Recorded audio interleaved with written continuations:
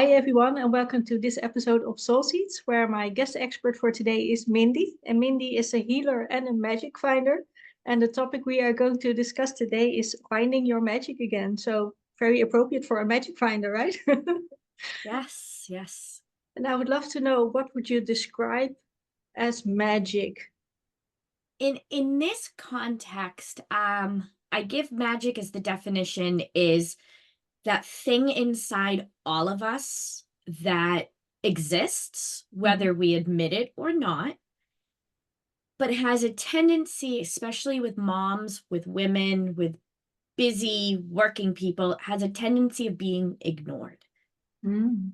It's that little bit of what used to energize you, what used to bring excitement to your life, and for one reason or another has kind of been quieted, pushed to the side, but we need it. Like, it's the piece of us that makes us us. It's not always your authenticity, but your authenticity can fall along with it sometimes. And Mm. going in and finding that and rediscovering yourself and those things about yourself. It's like the what sparks your energy and what sparks your mood. Exactly, exactly. Mm. And it's a little bit different for every single one of us because we are all a little bit different. Mhm. So what sparks for one person might not spark for another, but it might inspire that now I need to discover what my spark might be, what Mm. my magic, what my thing I want to share with the world is. Mm. And is it related to your purpose or your dharma, or not necessarily? It can be, it absolutely can be. A lot of the times as you're discovering, I've noticed as I work with people and go through the process, they do discover their purpose. They do Mhm. start realizing what it is that they're supposed to be doing. And in that, like finding their authentic self, Mhm. finding their true voice, finding their story and Mhm. letting it happen. But your purpose can just be like part of that spark, right? Inside of you. It can also be like your hobbies or your natural just passions that you have within you that just didn't have the opportunity to grow. Yes, absolutely. I'm from personal experience. I'm a mom. I have two sons. They're 15 and 17.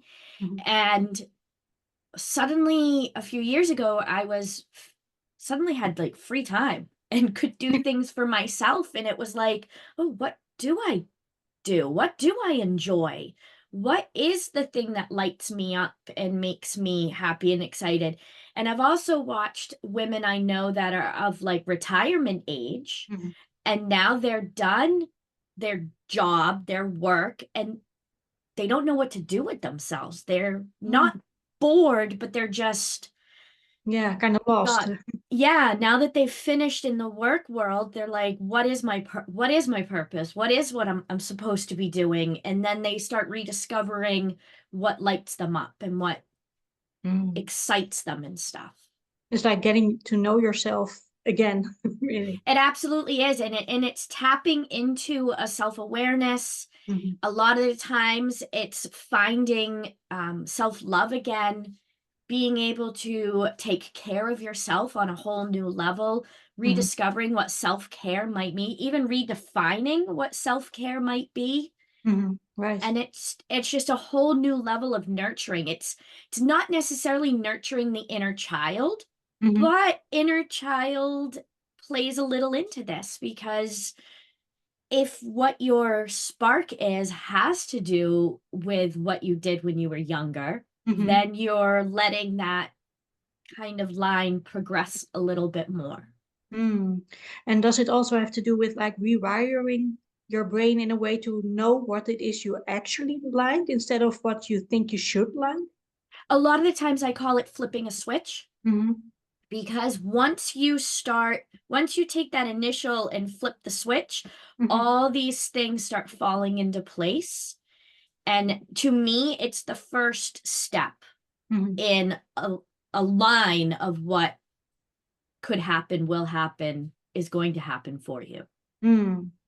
And what are some of the ways that one can actually lose that magic or that spark inside? The one I see most common, I'm a women's wellness coach and Mhm. healer. So what I hear and see most frequently is motherhood. Mm. Because as we're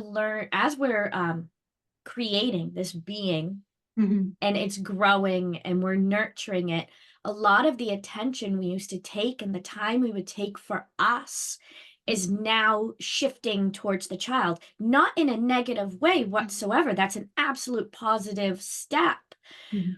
But at times we lose a little bit of our self in that journey.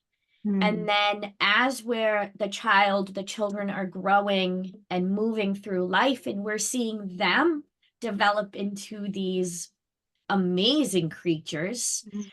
we long for what it was like before. Not do we want to learn to, excuse me, not do we want to return to the life before our kids, Mhm. because it's different now that they're present. It's there's this just this part of us that got kind of quieted Mhm. and wants to be reignited again. I say it's like a pilot light on your stove. It never truly goes out. Right. It's just not getting the attention like it once was. Yeah, it's like it's snowed in and you have to just clear out all the snow to find it again.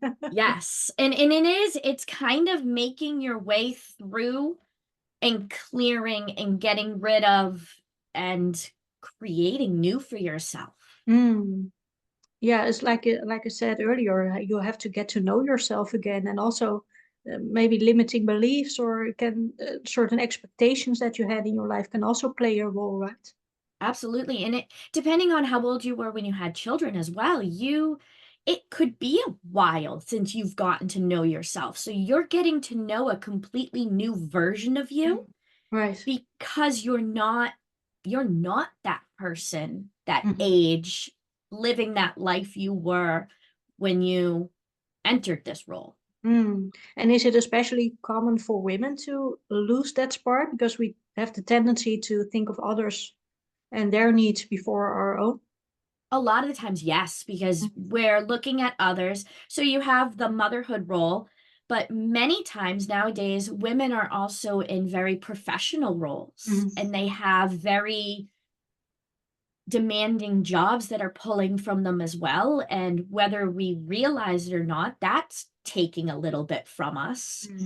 And that is where we need to step back sometimes and give ourselves a chance to healing is involved, Mm-hmm. releasing is involved, shadow work can be involved.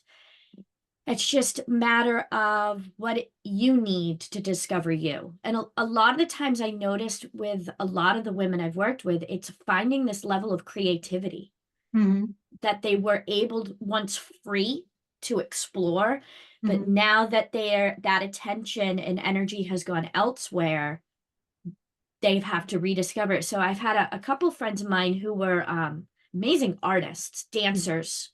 Then they had their families, and that creative side of them was squashed a little bit. Mm-hmm. But once they rediscover their spark, they discover that, like, oh, making these meals, like planning these creative, amazing meals for my family lets me light back up again, Mm-hmm. but they're still taking care of the people close to them, now themselves as well. Mm. It's almost like we lost a bit of the, like you said, like the creative, but also like the playfulness Yes, of yes. life. Right. Yeah, especially if you're in a very demanding profession as well as being a mother. I mean, Mhm. there's a little bit, I'm not gonna, I think if you're a mother, you felt that guilty mom complex of Mhm.